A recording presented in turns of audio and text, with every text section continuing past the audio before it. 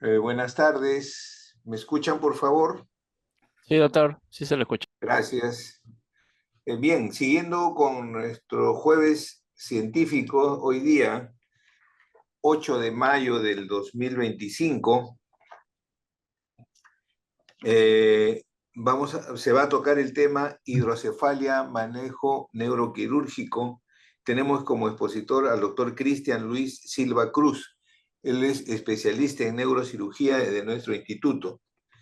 Él es médico cirujano por la Universidad Privada de Tacna, especialista en neurocirugía por la Universidad Ricardo Palma en el 2018 y es subespecialista en neurocirugía pediátrica por la Universidad Ricardo Palma desde 2021. Él trabaja en nuestro instituto en el servicio de neurocirugía. Doctor Cristian Luis Silva Cruz, buenas tardes y bienvenido, puede continuar. Sí, buenas tardes, doctor Mesa. Gracias por la presentación. Como bien lo mencionó, vamos a hacer la charla de los jueves científicos. Buenas tardes con todos los presentes. Voy a tocar el tema de hidrocefalia. Vamos a tocar la parte quirúrgica, pero sobre todo la parte introductoria, es decir, cómo finalmente llegamos a ese manejo quirúrgico del paciente, ¿no? Entonces, eh,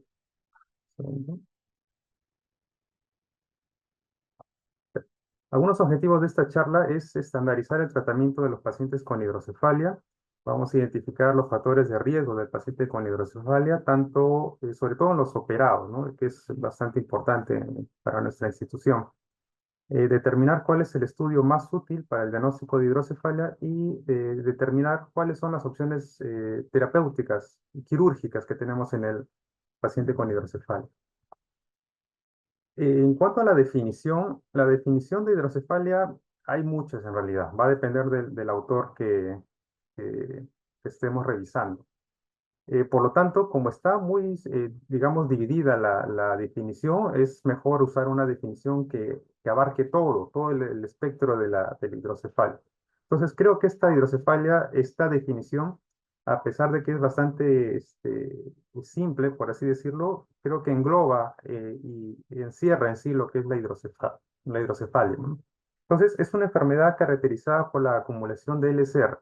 Básicamente es eso, donde va a haber una presión aumentada, presión intracraneal aumentada, y esto va a causar dificultad en la circulación, posterior a incremento de la producción y disminución de su absorción.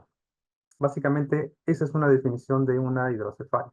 General, pero abarca todo lo que engloba la hidrocefalia.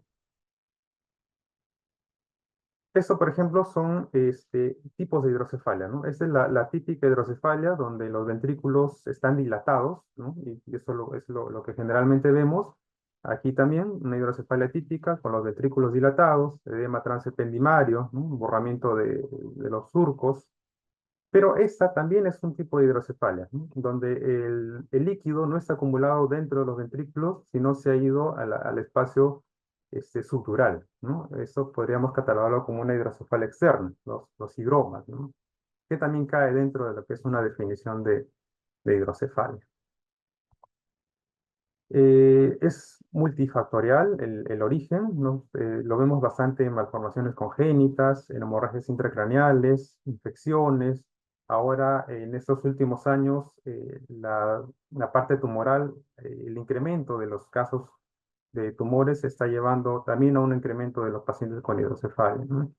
Trauma craneal y, por supuesto, otros factores menos frecuentes, ¿no? Entonces, la clasificación de una hidrocefalia viene en factor a su origen, ¿no? Al origen o al momento de aparición. También lo podemos clasificar de esa forma, ¿no? Por supuesto que hay condiciones que engloban o llevan de por sí riesgos para la aparición de hidrocefalia, ¿no? Por ejemplo, la espina bífida, ¿no? Que está asociada casi un 80-85% con hidrocefalia. Es casi un sinónimo de hidrocefalia un paciente con espina bífida.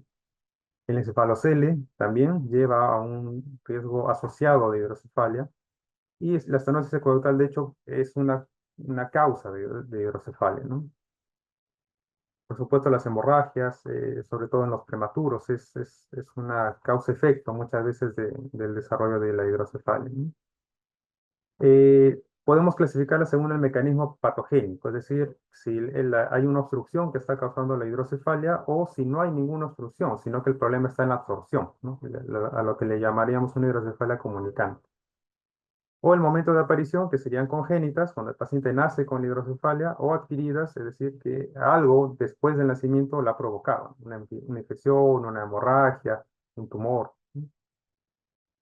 Esa es la circulación del líquido cefalorraquídeo, ¿no? La fisiología del líquido cefalorraquídeo, donde se produce principalmente en los ventrículos laterales, pasa al tercer ventrículo, luego circula por el acueducto, llega al cuarto ventrículo, pasa a las cisternas, a la cisterna magna a través de los agujeros de Luschka y Magendie, y una vez acá, la cisterna se distribuye por toda la superficie cerebral y las cisternas de la base, ¿no? Por supuesto, también baja hasta lo que es las cisternas de la columna. Entonces, esa es la circulación normal del líquido. Eh, una, una hidrocefalia obstructiva podría tapar esta circulación en cualquiera de estos puntos, ya sea de los ventrículos laterales al tercero, del tercero al cuarto, del cuarto a las cisternas, ¿no? Esa sería una hidrocefalia obstructiva. Una no obstructiva quiere decir que todo este pasaje está libre. El problema estaría en la absorción, que básicamente se entiende que se da en las granulaciones aracnoideas, ¿no? La principal absorción, no completamente. Entonces, en una no obstructiva, aquí estaría la causa de la obstrucción, ¿no? De la absorción. Vamos a ver algunos ejemplos de esto. Entonces, en una obstructiva hay algo que está tapándome la circulación, ya sea un tumor, sea un quiste, una adherencia, un tabique en el ventrículo, algo me está obstruyendo ese flujo de LCR. Entonces la podemos clasificar, esta es una clasificación según la cantidad de ventrículos que están involucrados, ¿no? Es decir, si un solo ventrículo se está dilatando, pues es una hidrocefalia univentricular. Si fueran dos, biventricular, tres tri, y si fuera todos los ventrículos que se me están tapando desde los dos laterales, el tercero y el cuarto, pues es una tetraventricular o holocameral, también lo van a encontrar con esa descripción. Una hidrocefalia holocameral, es decir, que todas las cámaras, todos los ventrículos están dilatados. Eso más que todo descriptivo, más que para un tema de diagnóstico. Ese es un ejemplo de una hidrocefalia biventricular, es decir, los dos ventrículos laterales están tomados, ¿no? Se entiende como los dos ventrículos laterales, las partes superiores, ¿no? Aquí se puede ver los conos frontales, conos occipitales, aquí también conos frontales, pero miren el tercer ventrículo. El tercer ventrículo que está acá no está dilatado, ¿no? No está dilatado. Acá también lo vemos, el tercer ventrículo no está dilatado. Acá el tercer ventrículo ni siquiera se puede ver. Entonces, esto hace ver que esta hidrocefalia es de dos ventrículos, ventrículo lateral izquierdo y ventrículo lateral derecho, biventricular.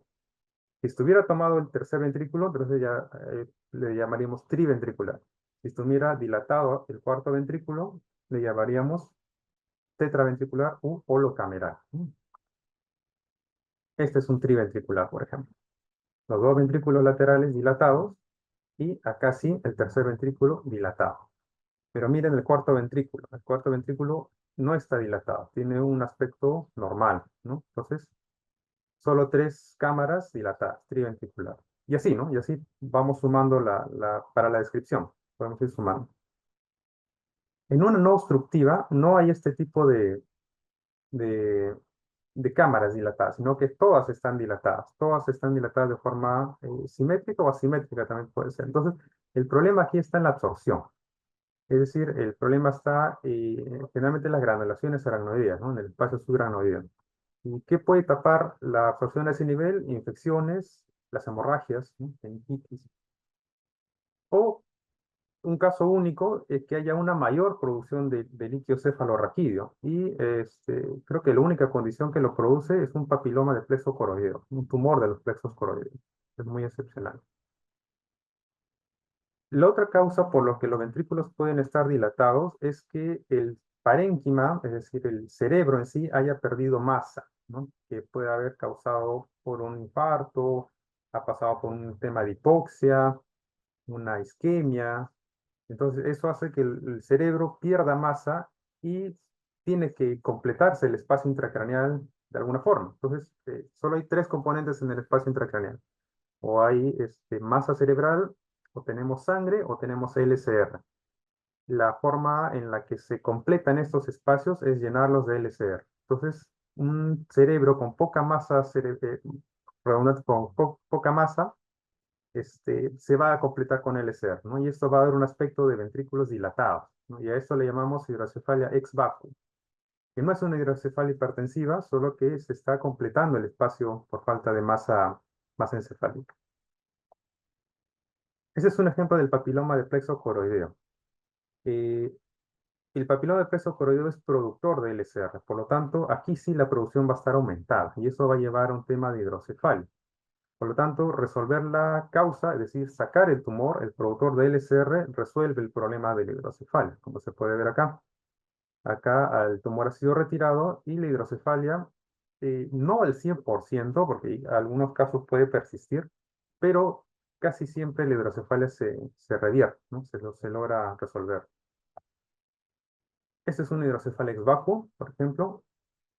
Y acá vemos cómo los surcos son mucho más prominentes, ¿no? Es el surco de la ínsula, mucho más prominente, los cuernos temporales, y vemos cómo los ventrículos se dilatan, ¿no? Para compensar esa pérdida de masa cerebral. Están dilatados.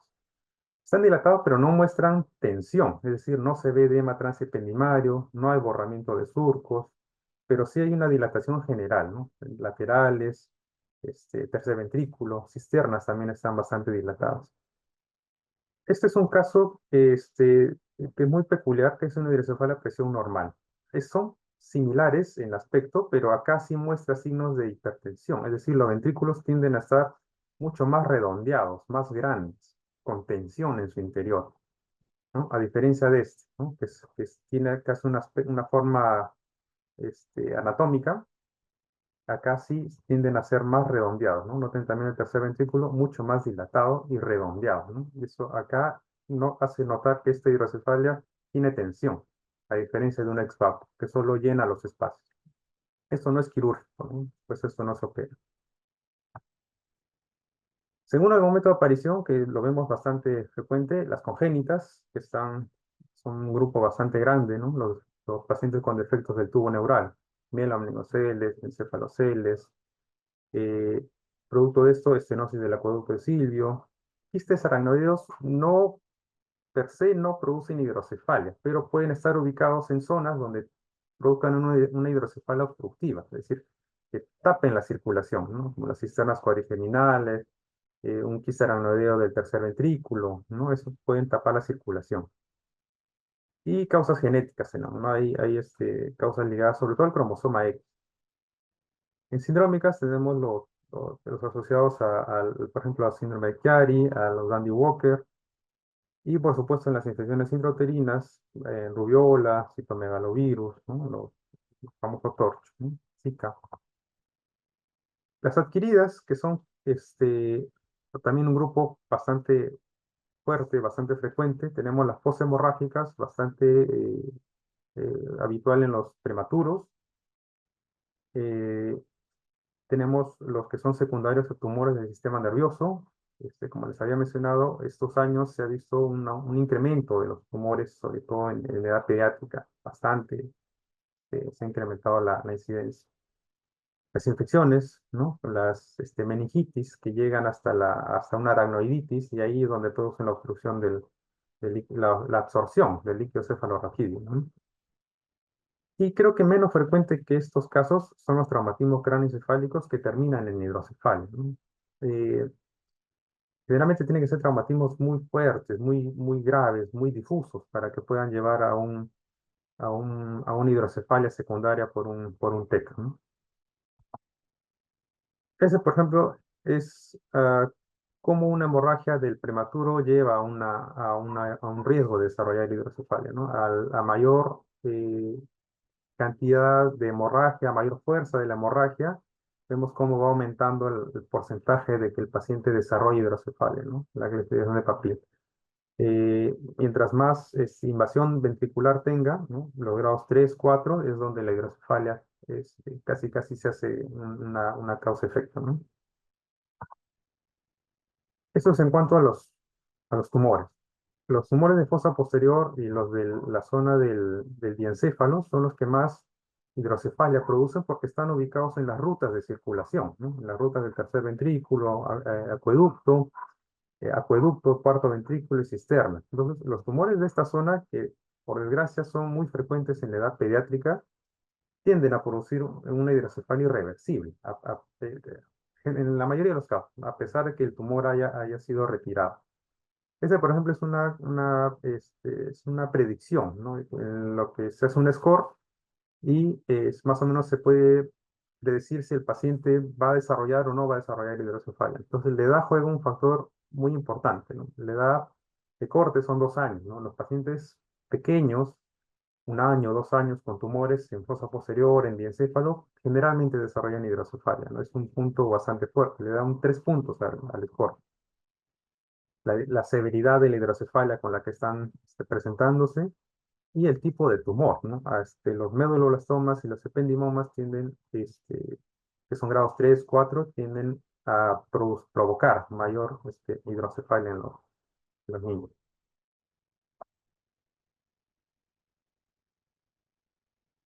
Un momentito. Ya. Esto lo puse para acotación porque es un tema que se ve a veces en la emergencia, es muy frecuente verlo también en la consulta, pero no constituye un tema de hidrocefalia, pero se le parece mucho a un hidrocefalia, y es la acumulación de líquido en el espacio subaracnoideo, sobre todo en la zona frontal. Entonces, es muy similar, es un simulador de una hidrocefalia, porque el paciente muchas veces tiene macrocefalia, tiene fontanela pulsátil, y en ese contexto el niño se golpea como cualquier otro niño, sufre golpes, sufre caídas, entonces se va a la imagen y uno en la imagen encuentra esto, ¿no? Encuentra el espacio subaracnoideo pronunciado, ¿no? Los surcos bastante pronunciados, y esto hace parecer una hidrocefalia o un higroma, ¿no? Un higroma subdural. Eh, Hay que ver mucho el contexto de este tipo de paciente. Esto, si no produce síntomas, esto se diagnostica como una hidrocefalia externa benigna. Es normal, es como una variante anatómica propia del niño, ¿no? Que generalmente se debe o se ve en familiares que suelen tener la cabeza un poco grande, ¿no? Que suelen estar por encima de los percentiles, pero que es normal también para ellos. Entonces, se ve el espacio subaracnoideo dilatado, se ve las cisuras pronunciadas, sobre todo en la parte frontal. Se ve en la parte frontal y no colapsa estructuras, eso es importante. Los surcos acá no se ven colapsados, ¿no? Los ventrículos también no se ven colapsados, a diferencia de un higroma hipertensivo, ¿no? Que sí colapsa las estructuras. Entonces, hay que tener cuidado con este tipo de pacientes cuando nos los topamos en la consulta o los topamos en la emergencia. Estos pacientes no se deben operar, es algo fisiológico, no necesitan operarse, ¿ya? Hidrocefalia externa benigna, hay que tenerlo siempre presente. En los aspectos epidemiológicos, aquí el nivel socioeconómico juega un papel bastante importante. De hecho, los países con menor recursos o menor estatus socioeconómico son los que son más propensos a presentar hidrocefalia. Aquí estamos, lo que es América Latina, Perú, por supuesto, inmerso en ese grupo, África, también países con bajos estatus socioeconómico, y parte del sudeste asiático, ¿no? Que está involucrado con partes de China, un poco de la India, ¿no? Que están involucrados en la mayor incidencia de hidrocefalia. Países con bajos recursos, ¿no? En otras palabras, ahí está la mayor cantidad de pacientes. Y a esto se debe que haya deficiencia nutricional, ¿no? En el estado socioeconómico. Entonces, es algo causa-efecto también. No tenemos déficit de ácido fólico en ingesta. Los países más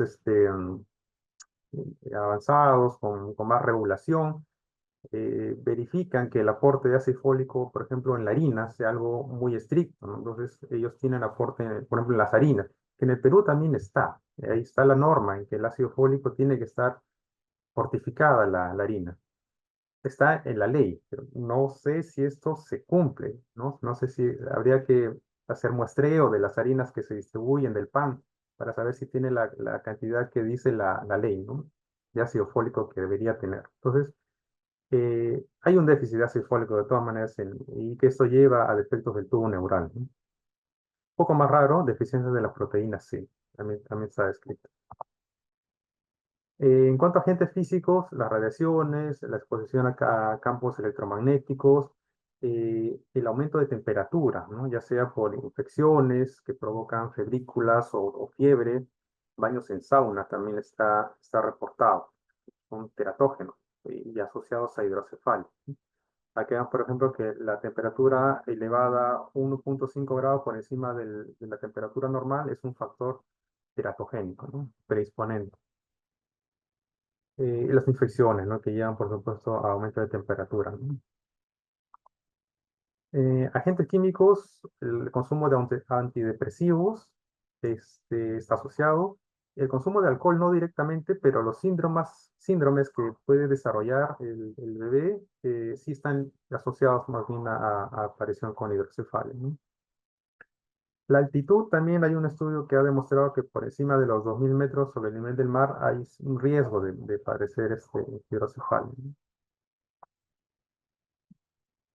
Exposición laboral paterna, también a veces no se lo considera al padre, pero sí, ¿no? Si el padre está expuesto a radiación ultravioleta, ya sea por soldaduras, si está expuesto a algunos pesticidas, materiales de limpieza, ¿no? Entonces, cocineros, conserjes, limpiadores, agricultores que están expuestos a pesticidas tienen un riesgo de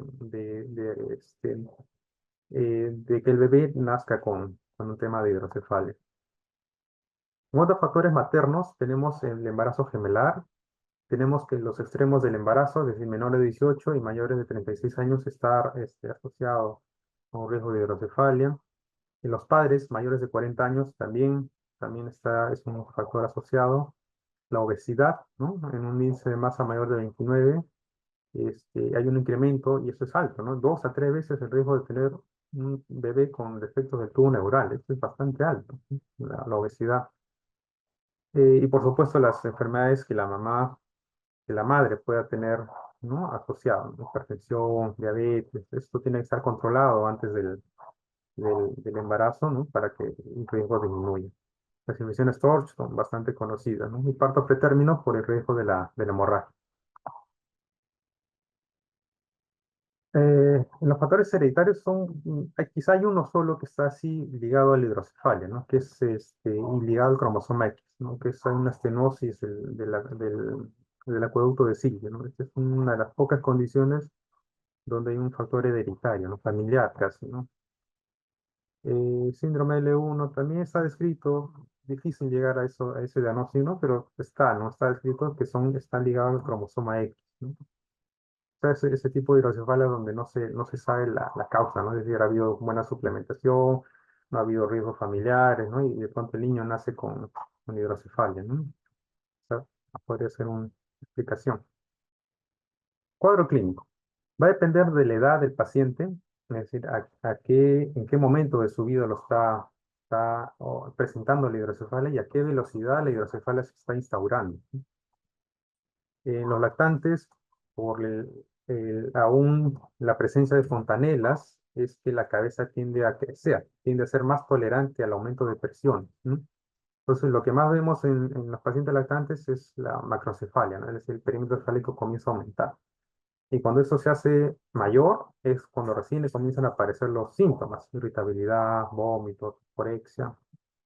En los niños mayores, en cambio, cuando las suturas ya han cerrado, el cráneo ya no es extensible, ¿no? A partir de los 3 años, más o menos 3 años en adelante, en los que ya la cabeza reduce el crecimiento, ahí sí la aparición de estos síntomas, irritabilidad, vómitos, cefalea, y es como que el inicio de los síntomas de hidrocefalia. Tienen un leve componente matutino, ya que hay un aumento de producción de líquido en la mañana. Entonces, esto tiende a hacer que las molestias muchas veces aparezcan al despertar durante la mañana, ¿no? Hay más cefalea, náuseas, eh, cambios del comportamiento, también puede haber incluso antes de la aparición de estos síntomas, ¿no? Cambios de humor, somnolencia, ¿no? Problemas en los estudios, y eso puede hacer pensar que es un tema de hidrocefalia. La macrocefalia, pues creo que algo muy, muy evidente y lo que uno muchas veces es lo que primero que se da cuenta en la consulta o que el familiar es lo primero que nota, ¿no? Que la frente está muy abultada, la cabecita es grande, ¿no? Para el cuerpo, o la fontanela está bombada, ¿no? A veces va a consulta y lo que a veces el pediatra nota es que la fontanela es amplia, ¿no? Para la edad amplia, protruida, pulsátil, ¿no? Muchas veces ese es el único signo con el que lo manda a la consulta de neurocirugía, ¿no? A veces la fontanela es lo único que avisa primero. También puede asociarse a cuadros de espasticidad, pubertad precoz en los adolescentes, y otro es buscar signos de dirrafismo, ¿no? De espina bífida oculta, ¿no? Que puede estar asociado. Alteraciones fenotípicas en pacientes con Upper, por supuesto que antes de la hidrocefalia vamos a notar los otros signos de un paciente con Upper, igual que un paciente con achondroplasia, ¿no? Vamos a notar antes que la hidrocefalia los otros signos que son más, más, más fenotípicos, más físicamente más notorios. Este es un cuadro resumen de lo que son los signos y síntomas de una hidrocefalia hipertensiva. El incremento del perímetro cefálico, el rechazo al alimento es algo bastante frecuente y hay que tenerlo en cuenta. La hiporexia es un síntoma bastante frecuente en los pacientes con hidrocefalia. Cefalea, vómitos, irritabilidad, signos de hipertensión endocraniana, hipoactividad, diastasis de suturas, por supuesto, abombamiento de las fontanelas, eh, eso también, pero también se ve ya cuando el cuadro es avanzado, ¿no? El aumento de la red venosa, es decir, que la venita se hace mucho más notoria, ¿no? Para una congestión venosa, sobre todo región de la frente, lo notan bastante las madres. Producto de esta macrocefalia, la piel se hace fina, ¿no? Tensa. Tenemos signos como el signo del sol poniente, donde las pupilas tienden a irse hacia la zona inferior, ¿no? Y es notorio la, la, la esclera, ¿no? Se hace más notoria. Síndrome de Parinado es un cuadro neurológico donde la presión del mesencéfalo es lo que lleva a este cuadro, ¿no? Realmente bastante evidente la limitación de la supraversión, ¿no? Signo de Macewen, que es cuando uno percute el cráneo en hidrocefalias muy severas o en cuadros de, de hidranencefalia. Papiledema, esto sobre todo se ve cuando el cráneo ya se cerrado, no es menos probable que se vea en lactantes con el cráneo que se puede distender, alteración de conciencia y casos muy graves, que esto se ve sobre todo en emergencia, que el paciente llega con una depresión respiratoria, llega muchas veces con un estridor laringio, ¿no? Que pareciera que tuviera una laringotraqueitis, y con postura normal, ¿no? Con convulsión. Entonces, esto muchas veces es un cuadro en los últimos minutos, podríamos decirlo, de una hipertensión endocraniana muy severa, ¿no? Muy, muy severa. Y por supuesto hay que saber cómo era el niño antes en su estado basal, ¿no? Muchas veces estos niños tienen retraso psicomotor, entonces no es que la hidrocefalia los tenga en ese estado, sino que ese muchas veces es su estado basal, ¿no? Y a veces han sido descompensados por una infección común, una diarrea, están con un cuadro gripal, ¿no? Entonces no es un tema de un, de una hidrocefalia hipertensiva, ¿no? El diagnóstico, eh, aquí el examen físico es una piedra angular. El examen físico tiene que realizarse de, este, de forma muy concienzuda, ¿no? Hay que evaluar signos vitales, el perímetro cefálico es un punto bastante fuerte a tocar, ver la conciencia de la piel, las venas, la mirada, ¿no? Observarlo bastante el niño, ¿no? Y preguntar a la madre si es que eso estaba antes o no, ¿no? Si es que no es algo de aparición reciente. Entonces, la medición del perímetro cefálico es algo muy importante y debe usarse para el seguimiento y el control de los pacientes, ¿no? Vemos aquí hay tablas, ¿no? Donde nos dice a qué ritmo debe crecer la cabeza según la edad y sobre todo tiene que ser bien tomado, ¿no? Hay que tomar eh, la parte más voluminosa de la cabeza, es decir, la parte anterior más prominente y la parte posterior más prominente. Muchas veces estos niños eh, tienen un cráneo asimétrico con la hidrocefalia, ¿no? Porque se apoyan en un lado o hay algún tema de sutura fusionada. Entonces, hay que tomar el máximo diámetro de la cabecita, ¿sí? Y ahí es donde se toma el perímetro cefálico. El examen neurológico, que es parte del examen clínico, comprender, hay que evaluar nervios, generalmente sexto es muy sensible a los cambios de presiones, es uno de los primeros que se afecta, donde la mirada es convergente. Hay que ver si no hay compresión del mesencéfalo, con signo de Parinao, fondo de ojo también hay que realizar. Hay que revisar la espaldita para ver si no está asociado a un tema de espina bífida. Y hay que ver cómo se ha desarrollado el niño, ¿no? Cómo están sus curvas de desarrollo, ¿no? Para ver si es que hay una alteración en ese aspecto. Entonces, nuevamente, irritabilidad, hiperexcitabilidad o el contrario, hipoactividad, problemas de concentración, mucho sueño, somnolencia. Este es problema de sexo par, sensible a los cambios de presiones, ¿no? Donde la mirada se ve conjugada. La mamá siempre dice, se le ha metido un ojito, ¿no? Y eso ya es un signo bastante fuerte para buscar un tema de hidrocefalia, ¿no? ¿Con qué lo podemos diferenciar? Con macrocrania familiar, ¿no? Lo que le mencionaba, la hidrocefalia externa benigna, que se ve en los inicios, quistes aracnoideos, hematomas, efusiones, cuadros de meningoencefalitis, malformaciones del cuerpo calloso que pueden dar ventrículos dilatados, ¿no? Pero no en una hidrocefalia hipertensiva. La simetría ventricular también es frecuente, los ventrículos no son simétricos siempre, ¿no? Puede haber variaciones. Entonces, una simetría ventricular no es un tema de hidrocefalia, ¿no? No es un diagnóstico de hidrocefalia. Megalencefalia, donde el cerebro de por sí es grande, es una masa mayor y da macrocefalia, ¿no? Entonces, cuando uno mira al interior con una resonancia o una tomografía, no ve hidrocefalia, solo ve un cerebro mucho mayor, ¿no? Una megalencefalia. Y las hidrocefalias ex voto, ¿no? Como le mencionaba, según un cuadro, si ha habido un cuadro previo que ha llevado a esa pérdida de masa cerebral. En cuanto a los exámenes auxiliares, la ecografía es pero un segundito.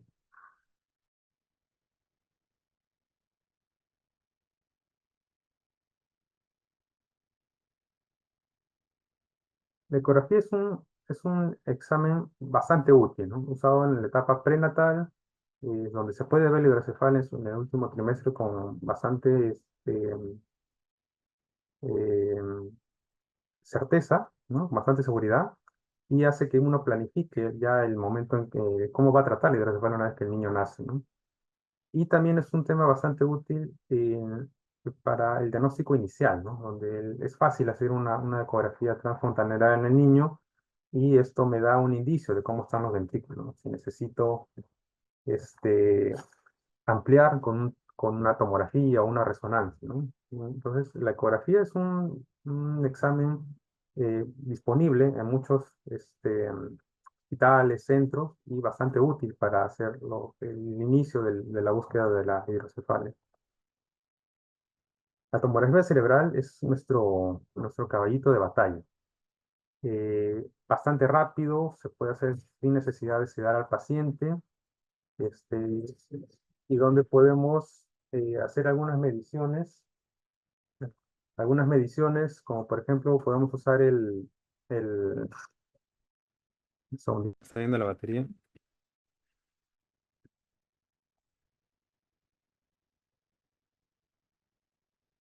Ok.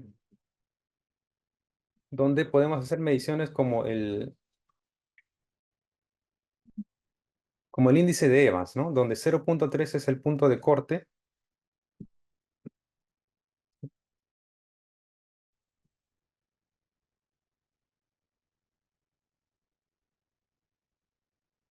Ahí se me escucha bien, disculpen.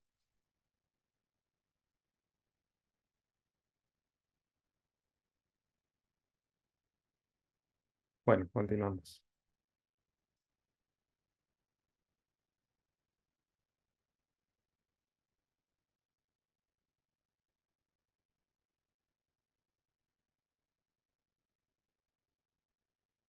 Disculpen, ¿se me escucha?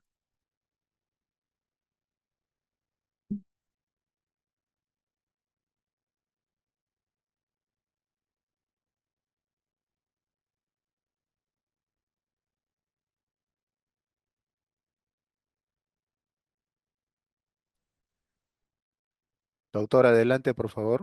Sí, disculpe, ¿se escucha bien? Sí se escucha bien, doctor. Ok, ok. El video está... Bueno, no importa. También, Ya, ok, listo. no se ve su imagen, pero sí se escucha el audio. Ya, perfecto, seguimos.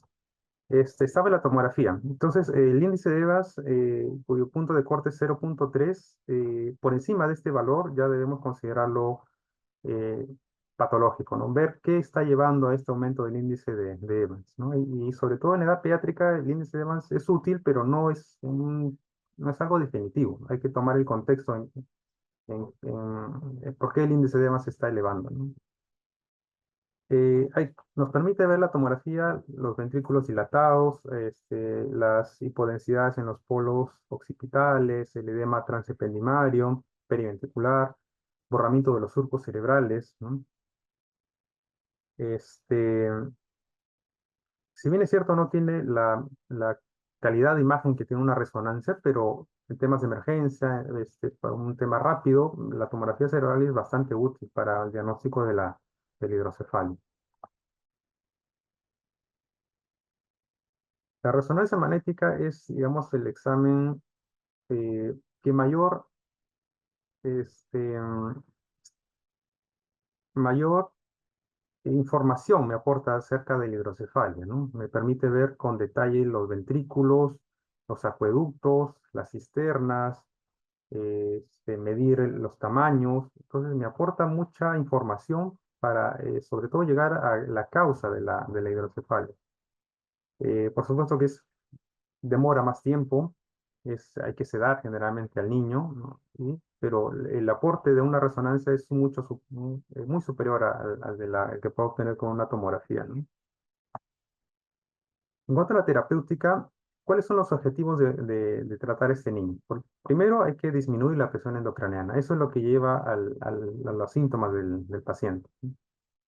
Eh, con esto, restaurar una función neurológica normal, si es que no es congénito, pues antes de la aparición de la hidrocefalia, y con esto lograr un desarrollo psicomotor mejor, ¿no? Si bien es cierto, los niños que nacen con hidrocefalia, el desarrollo psicomotor generalmente viene afectado, ¿no? Hay un retraso psicomotor muy fuerte asociado al tema de una hidrocefalia congénita. Entonces, lo que se busca es mitigar este impacto que tiene la hidrocefalia en el desarrollo psicomotor. Por supuesto que la macrocefalia es un tema estético también bastante importante, ¿no? Entonces, el control de la hidrocefalia lleva a una disminución del crecimiento craneal y esto logra una armonía en el crecimiento de la cabeza y el cuerpo, ¿no? El tratamiento médico está enfocado sobre todo a, a a estabilizar al paciente antes de llevarlo a la cirugía, ¿no? Si es que la cirugía no es posible realizarla de manera pronta. Entonces, ahí es donde nosotros usamos tratamiento médico. ¿Cuáles son, qué usamos? ¿Qué usamos como tratamiento médico? Por ejemplo, medidas generales, ¿no? Elevación de la cabeza, posición a 15, 30 grados. Esto favorece el retorno venoso, ¿no? Porque sabemos que el LCR se absorbe a nivel venoso. Entonces, si bien es cierto, puede haber una obstrucción del, a nivel del espacio subaranoideo o a nivel de las granulaciones, pero de todas maneras el retorno venoso ayuda a que no haya una congestión mayor a nivel de la cabeza, ¿no? Hay que tratar las crisis epilépticas o las crisis convulsivas que aparecen con una hidrocefalia no controlada, este, y correcciones concomitantes, ¿no? Glicemia, electrolitos, hay que mirar si eso también no es una causa de convulsión. Mannitol, por supuesto, ayuda mucho en la etapa preoperatoria, dosis de 0,25, 1 gramo kilo dosis, y cada 4 horas es lo usual, ¿no? Suero salino hipertónico también como una alternativa al mannitol, si es que el niño si es que el mannitol, creemos que el mannitol le va a hacer más daño, ¿no? Hay habido algunos casos en los que hay que cambiar al mannitol y el suero hipertónico es mejor. El uso de corticoides, si bien es cierto, no afecta directamente a la hidrocefalia, pero puede mejorar la causa de la hidrocefalia, es decir, la presencia del edema vasogénico que puede estar provocado por tumores, ¿no? Entonces, en estos casos, reducir el edema vasogénico a un tumor, eso ayuda a mejorar el tema de la hidrocefalia, ¿no? Entonces, ahí sí está indicado el uso de corticoides, ¿no? En estas dos, ¿no? 0,6 a 1 mg kilo. Fenitoína, con el tema de controlar las convulsiones. Las convulsiones están muy asociadas a una hidrocefalia hipertensiva, a una hidrocefalia no controlada. Entonces, hay que considerar asociar el uso de fenitoína si es que el paciente ya ha presentado convulsiones. Y la cetazolamida, que también se puede dar para un tema de disminución de la producción de LSR, ¿no? No es muy usado porque, sobre todo en niños, trae muchos efectos secundarios y sobre todo en niños pequeños, ¿no? Niños de 1 año, año y medio, lactantes, ¿no? Por ejemplo, no lo usamos ahí. Pero en niños un poco mayores, en los que queremos reducir un poco para que el paciente pueda aguantar unos días más hasta que se haya llevado cirugía, entonces sí podemos usar la acetazolamida como una opción. El manejo quirúrgico va a ser el manejo definitivo de la hidrocefalia. Hay un manejo quirúrgico transitorio también. Por ejemplo, la punción transfontanelar, en la que buscamos evacuar líquido cefalorraquídeo para bajar la presión y que esto nos dé un poco más de tiempo para llevarlo a sala de operación. O si el niño no está en condiciones de colocarse una válvula, colocar una derivación externa, provisional, momentánea, para que finalmente eh, eh, procesar muestras de LCR, completar los estudios de sangre, ver que no haya ningún tema de infección en el niño, y cuando todo esto ya es seguro, recién ahí planificar la válvula, ¿no? O la cirugía que sea pertinente. Entonces, exámenes preoperatorios, ¿no? Como todo niño, evaluación de riesgo quirúrgico, por pediatría, por anestesiología, y sobre todo el consentimiento informado, ¿no? El familiar tiene que estar informado del procedimiento, cómo se va a realizar y de las complicaciones que puede tener la intervención quirúrgica, ¿no? Que no son pocas, ¿no? Puede llevar desde temas de infección, fístulas, hasta la muerte del paciente en sala de operaciones. Entonces, el familiar tiene que estar consciente de que las cirugías, de qué implica la cirugía y qué riesgo conlleva. Y consciente de eso, firmar el consentimiento de la operación. Hay acá unos aspectos más técnicos, más dirigidos. La preparación del niño, por supuesto, empieza antes incluso un día antes de que el paciente vaya a hacer la operación, ¿no? Es el rasurado de piel, si bien es cierto, ahora se estila hacerlo en sala de operaciones. Este, para los casos de DVP, DVA, las desviaciones ventricolaterales o fenestraciones del piso. La profilaxis antibiótica es muy importante, ¿no? 1 hora antes debe administrarse, generalmente cefazolina es uno de los más usados, ¿no? 1 hora antes de la intervención, 1 hora antes de la incisión en la piel. Ese es la, el correcto uso de profilaxis antibiótica. Si no se puede usar la cefazolina por un tema de alergia, hay otras opciones, ¿no? Puede usarse, por ejemplo, vancomicina. Va a variar quizá la frecuencia en la que se tenga que repetir, pero generalmente estas cirugías no son muy largas, ¿no? Duran 1 hora, 1 hora y media, 2 horas, entonces generalmente una sola dosis es suficiente para profilaxis. ¿Qué opciones terapéuticas tenemos? Tenemos la derivación ventrículo-peritoneal, que es creo que una de las más usadas. Tenemos la derivación ventrículo-atrial, cuando esta no es posible realizarla por alguna contraindicación. Y tenemos las fenestraciones del piso del tercer ventrículo y más coagulación de plexos coroideos en pacientes muy seleccionados, ¿no? En las que Creemos que por ciertas características esto va a funcionar este procedimiento. Y los otros son los cambios de los gases, ¿no? Eh, Existen muchas más alternativas, ¿no? Existen muchas más alternativas a las tres que le he mencionado. Hay algunas que ya están en desuso, como son la derivación ventrículo-pleural, ventrículo cisternal, ventrículo al seno sagital, al esternón, a la vejiga, y otras que están en desarrollo, como son las derivaciones ventriculares al ligamento redondo, y la derivación ventrículo portal. Están todavía en desarrollo, que es una opción cuando hay algunos pacientes en las que perdemos la opción de colocar al peritoneo y ha habido muchas veces fracaso a la hora de colocar en el atrio. Entonces, tenemos que buscar otras formas de derivar el líquido cefalorraquídeo, ¿no? Y estas están en desarrollo. Am, entonces, como caballito de batalla tenemos la derivación ventrículo peritoneal. Esa es la cirugía más usada, ¿no? En los pacientes con hidrocefalia, la más efectiva también podríamos llamarlo, ¿no? Aunque el mejor es siempre evitar la válvula, ¿no? Siempre que podamos evitar la válvula es mucho mejor para el paciente. Eh,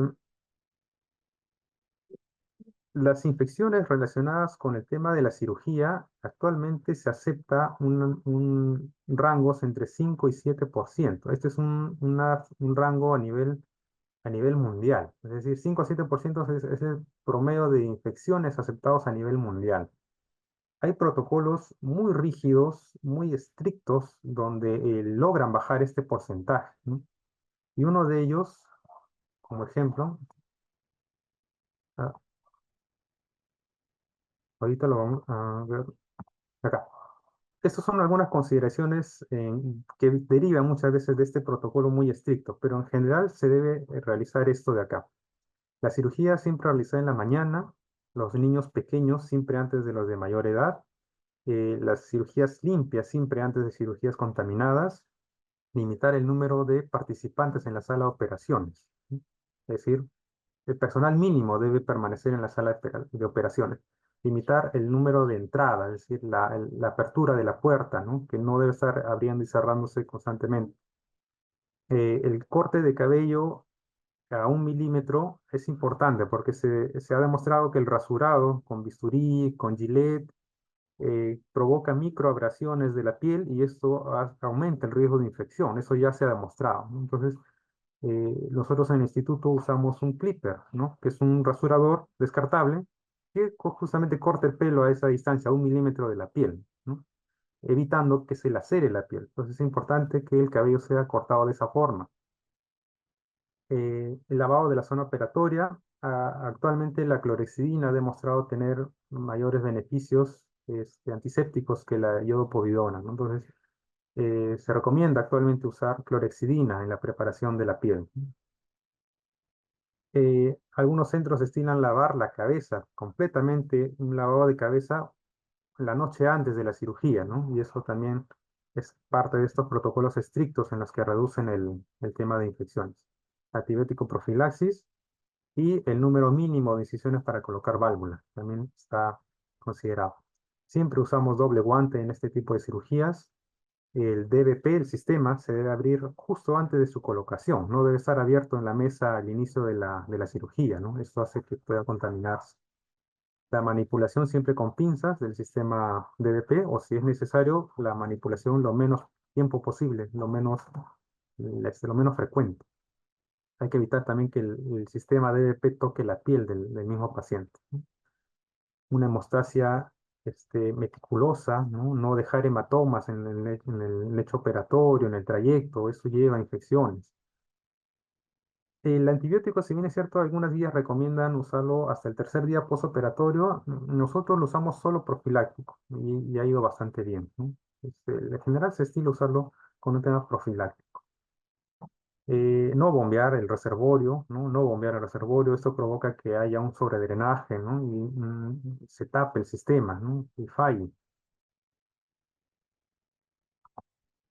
Este es el protocolo que les hablaba. Es un protocolo europeo donde las medidas, si bien es cierto, son muy estrictas, de esos temas que hemos mencionado, del personal que ingresa y sale de sala de operaciones, personal mínimo, el lavado de cabeza un día antes, el tiempo de la cirugía, son medidas muy, muy estrictas y ellos se han encargado de que cada paciente que se opere lleve estrictamente ese protocolo, pero los resultados son, se ven los resultados de por qué este tipo de protocolo funciona. Y es que han logrado un índice de infección menor al 1%, ¿no? Incluso menor al 1%. Entonces, es por eso que estos puntos que les he tocado deben realizarse y de manera estricta a lo que debemos llegar, ¿no? Para que lograr bajar nuestro índice de infecciones y esto lo demuestra, ¿no? Que incluso podemos bajar por debajo del 1%. El manejo postoperatorio va relacionado en lo que es el funcionamiento de la válvula. Eh, el- la realización de la tomografía, como lo menciona acá, muchas veces no es indispensable. Lo hacemos según o si sospechamos que la válvula está fallando. Si el niño está irritable después de la operación, si las fontanelas permanecen abombadas, si hay somnolencia, si vomita, si hay algo que indique que esa válvula no funciona, o que, por ejemplo, cae el hematocrito, ¿no? Y eso a veces se ve. Hay un tema de sobredrenaje, una aparición de un hematoma subdural, epidural. Entonces, si hay algo que no va bien en el postoperatorio, ahí es donde debe indicarse la tomografía. Pero si el niño después de la operación está reactivo, lacta o ingiere o come en las horas siguientes, al día siguiente su estado neurológico es bueno, entonces no es indispensable realizar una tomografía en el postoperatorio, ¿no? Esto ya se deja para el control por consulta externa. Hay que evaluar siempre el estado neurológico del niño, ¿no? No debe haber variación, al contrario, si el paciente, la hidrocefalia ha provocado una disfunción, debería mejorar el estado neurológico. Sin complicaciones, el paciente puede ser dado de alta al tercer día. Muchas veces incluso le hemos dado al segundo día, porque el paciente en el postoperatorio ha sido muy bueno, la herida está bien, la madre también, el cuidador también es importante, ¿no? Es una persona que es muy responsable, muy cuidadosa, entonces eso también influye. Lo que el paciente es incluso al segundo día ya pueden ser dados de alta. Generalmente es al tercer día donde se da de alta. La sutura se retira pasados los 10 días. Algunas veces, cuando hay problemas de malnutrición, hay que esperar unos días más, que la sutura, la herida esté bien, bien cicatrizada. Entonces, retirarlo 2 semanas después, incluso un poco más, no hay ningún problema. Lo que buscamos es que la cicatriz sea una buena cicatriz, que esté bien afrontada la herida. A veces el retiro precoz de puntos, porque recuerden que estos niños muchas veces tienen la piel fina, tensa. Entonces, está tirante la herida operatoria. Entonces, retirarlos muy pronto hace que estas heridas se abran. Entonces, hay que evitar eso. El momento óptimo para retirar los puntos es cuando tiene una buena cicatriz. Ese es el momento óptimo. ¿Cuántos días va a demorar? Pues es muy, muy variable, ¿no? Entonces, hay que mirar la cicatriz, no los días de posoperatorio para retirar los puntos. Criterios de alta, como ya les había anticipado, mejoría del estado neurológico, un buen funcionamiento de la válvula, que eso se refleja en el estado neurológico del niño, buena tolerancia oral, afebril, con un manejo vía del dolor, vía oral, ¿no? Sin tratamiento endovenoso, la herida en buen estado, ¿no? Sin complicaciones. Ahí es cuando el niño puede ser dado de alta. Como les mencionaba, si esto se logra al segundo día, puede ser dado de alta incluso al segundo día. Cuando sospechamos que hay una disfunción del DBP, del DBA, de un DBE, pues cuando se presenta todo lo contrario, ¿no? Y la clínica es lo que nos avisa que que el paciente no está yendo bien, que eso no está funcionando. Somnolencia es un punto bastante fuerte. Los pacientes duermen más, ¿no? La madre lo notaba antes más activo durante el día, estaba sentado, jugaba, y ahora nota que duerme más, ¿no? Y eso es un punto bastante importante. El, si uno encuentra este tema de somnolencia, pues hay que buscar la causa, ¿no? Ahí es donde uno indica la imagen, ¿no? Tomografía, resonancia, una ecografía, quizás si es que es más rápido. Las convulsiones también. La aparición de convulsiones puede avisar un tema de disfunción de válvula. ¿no? O sea, aumenta la frecuencia de las convulsiones. Es un signo bastante importante que nos avisa que puede estar fallando la válvula o la operación. Y tomar la experiencia del familiar. Hay familiares que ya han sido, o que el bebé ha sido sometido a varias cirugías y conocen perfectamente su estado neurológico, saben o sospechan con bastante con- confianza cuando está fallando la válvula. Notan algo, es algo que ellos notan, una diferencia en el párpado, en el movimiento, en la forma de alimentarse, pero conocen tan bien al niño en su buen estado que una mínima variación ya en el familiar despierta sospecha y eso ellos lo manifiestan. Entonces hay que hacerle caso, hay que revisar al niño y comprobar que lo que está diciendo realmente realmente una disfunción de válvula. Entonces hay que creerle siempre al familiar, comprobar que es, si eso no es verdad lo que dice, pero hacerle caso. Eh, por supuesto, mucho va relacionado a la herida. Hay que revisar cómo está la herida. Los apósitos tienen que estar secos. No por ningún motivo se acepta salida de líquido por la herida, ¿no? El fístula no es algo que tenga que tenerse consideraciones, ¿no? O sea, no es que lo presiono, eh, lo observo, ¿no? Hay que actuar. Hay que actuar cuando uno ve salida de líquido de la herida. Quizá el sangrado muchas veces es algo residual, ¿no? A veces con el cambio de apósitos bueno, eso cede, ¿no? Porque a veces se acumula un poquito de sangre debajo del lecho operatorio y con el cambio de apósitos muchas veces es suficiente. Esos temas, ¿no? Entonces pueden llevar a riesgo de infección de la herida y eso lleva a infección de la válvula y una ventriculitis, ¿no? Que obliga a retroceder todo el proceso, ¿no? Llevar a un DBE, 4 a 6 semanas de antibióticos, con el riesgo de desarrollar tabiques. Entonces las infecciones son muy, muy desastrosas en los temas de hidrocefalia. Hay que tener bastante cuidado. Em, Por supuesto, hay que aconsejar a la madre sobre los cuidados de un paciente portador de válvula, ¿no? Que pueda no apoyarse, cuando, qué se hace cuando se produce un golpe, llevarlo a la consulta, que es bastante importante, ¿no?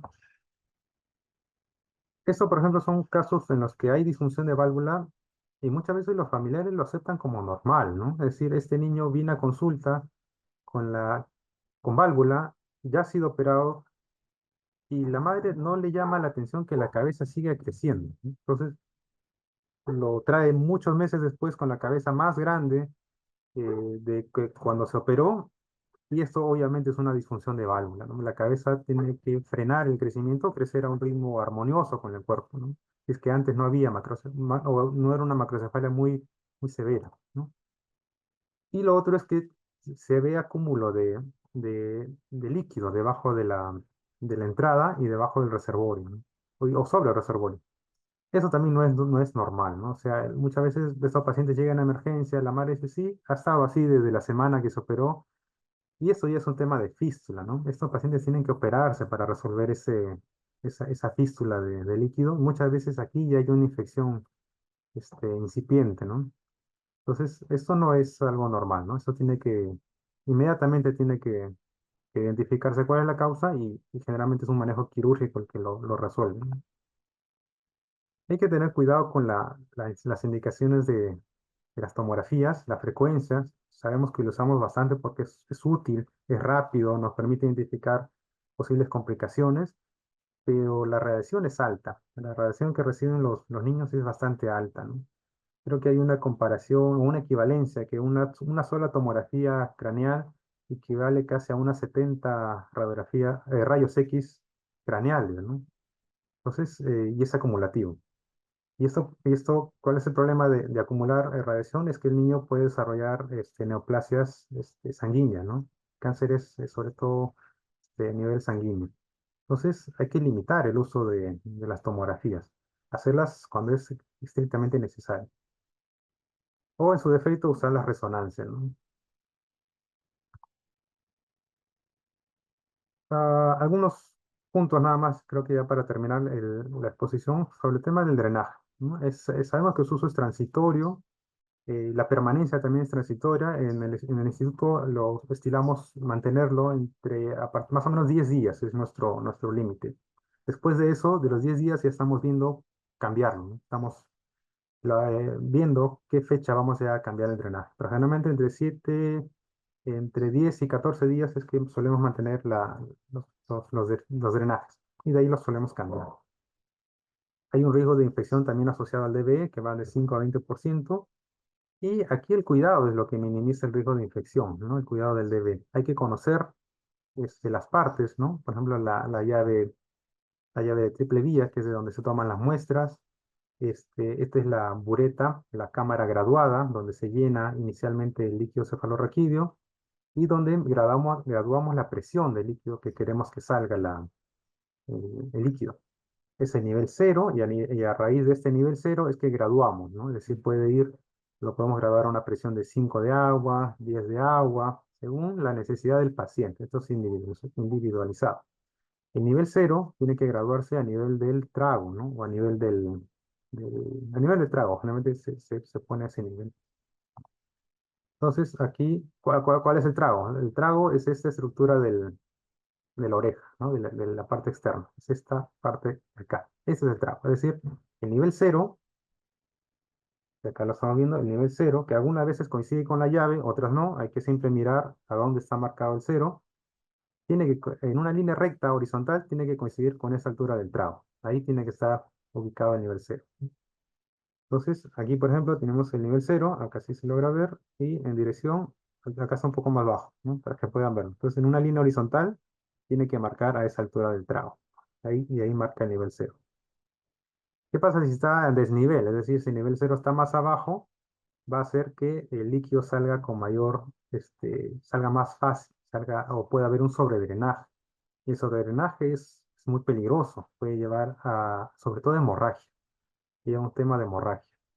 Y si está muy alto, lleva a una acumulación de líquido cefalorraquídeo intracraneal. Entonces, siempre el colector en posición vertical, si es posible con un parante aislado, la mínima manipulación posible, lavado de manos previo, a veces uso de barreras, gorro, guantes, mascarillas, si vamos a manipularlo. Y esto es algo importante también a tomar en cuenta. El catéter que llega acá al reservorio tiene que estar por debajo del nivel en el que lo hemos graduado. Muchas veces el catéter pasa por acá, pasa por encima de la baranda y luego recién baja y llega a la bureta o la cámara graduada. Entonces, ¿qué pasa? Si yo lo he graduado acá, digamos, a un nivel de 15 y mi catéter está pasando por encima de la baranda, pues no va a superar esta altura. Acá estaría como un nivel, unos 40, ¿no? Que sería como una altura de 40. Entonces, no va a superar y no es la altura que yo deseo que drene. Entonces, revisar esto, ¿no? El drenaje debe pasar por las rejillas, debe pasar por las rejillas, ¿no? No por encima de la baranda, no es el nivel en el que uno lo obtiene. Entonces, esto es un buen manejo, por ejemplo, de un DB. Una baranda aparte, el drenaje vertical, hay que cuidar que no se llene totalmente la bureta, no debe estar hasta el tope, porque acá hay un, un filtro de aire en la parte superior. Acá. Acá en la parte superior hay un filtro de aire que si ese filtro de aire se moja con el LCR, se tapa el filtro de aire y hace que el líquido nuevo no ingrese a la cámara graduada, ¿no? Entonces, hay que evitar. Una vez que ya está alrededor de 45, ya tenemos que, generalmente ya ahí descartarlo. Igual la bolsa, no va a ser que la bolsa esté al tope, ¿no? Una vez que esté a 3/4, ya tenemos que estar pensando en descartarlo. Y así es como debe verse la herida, ¿no? La herida limpia, gasas secas, bien pegado, ¿no? Así debe mantenerse la herida donde debe. Esto es lo que hemos mencionado mientras estábamos describiendo, ¿ya? Los cuidados del DBE. Un DBE que no funciona da los mismos síntomas que una válvula que no funciona, ¿no? Puede haber convulsiones, dolor, irritabilidad, somnolencia. Entonces hay que revisar por qué falla el drenaje o si hay sobredrenaje, como les había mencionado. También pueden aparecer los mismos síntomas, muy, muy similar. Estas son las recomendaciones que ya les indiqué. Y bueno, eso sería un poco a grandes rasgos, pues un poco amplio el tema, pero lo que es el manejo preoperatorio, operatorio y posoperatorio de los pacientes con hidrocefalia, como lo hacemos en el instituto, ¿no? Muchas gracias. Muchas gracias, doctor Cristian, por su presentación. Ahora dejamos abierto tanto el chat como los micros para que puedan hacer sus preguntas, por favor.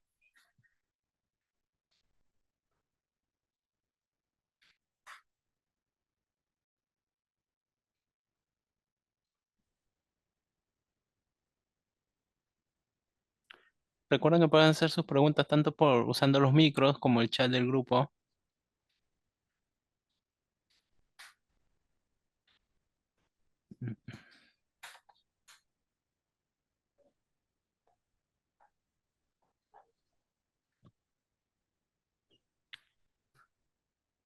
Bueno, parece que no tenemos ni una consulta. Ahí está, doctor Cristian.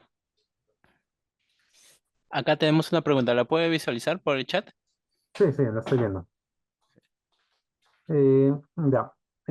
¿Dónde indicamos la fenestración endoscópica? Hay muchos estudios que están buscando cuál es el momento óptimo o el paciente óptimo en el que puede funcionar una fenestración.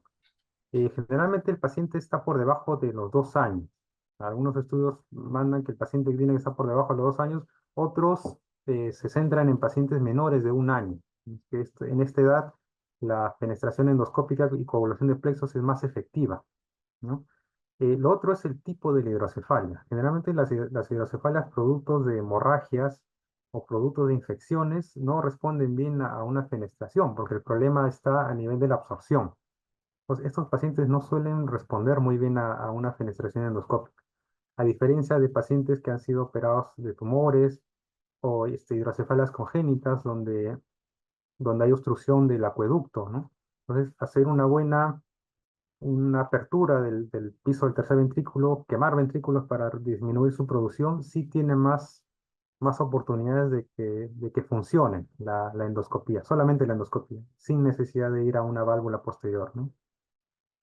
eh, es un poco, eh, varía un poco mucho la selección del paciente, ¿no? Varía un poco la selección, pero en general niños de menos de 2 años y la causa de la hidrocefalia es en lo que evaluamos qué paciente es candidato para una penetración endoscópica.